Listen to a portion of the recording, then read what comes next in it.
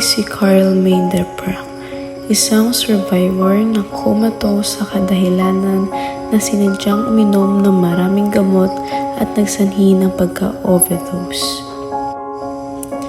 Nagawa ko ito dahil sobrang lunod sa problema. Pero napagtanto ko na habang ako ay nasa una na walang malay, pero naririnig ang aking pamilya, napakasakit palang makita na umiiyak ang aking ina. Masakit pala na makitang nagmamakaawa ang aking ama na mabuhay ako ulit at maging masaya.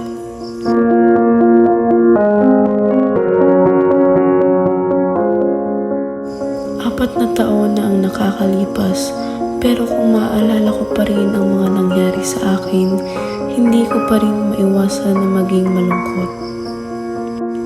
Nakakalungkot lang dahil nagpatalo ako, pero masaya ako dahil nalampasan ko ito.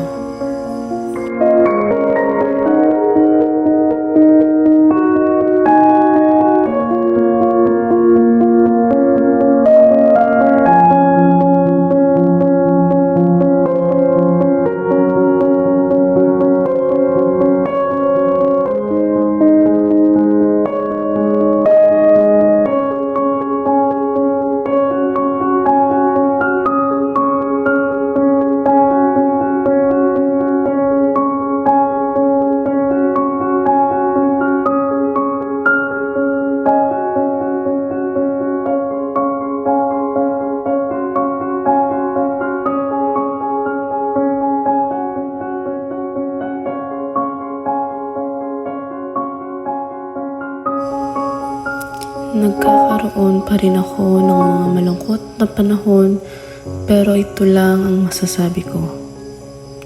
Hindi ako ulit susuko, malayo pa, pero malayo na.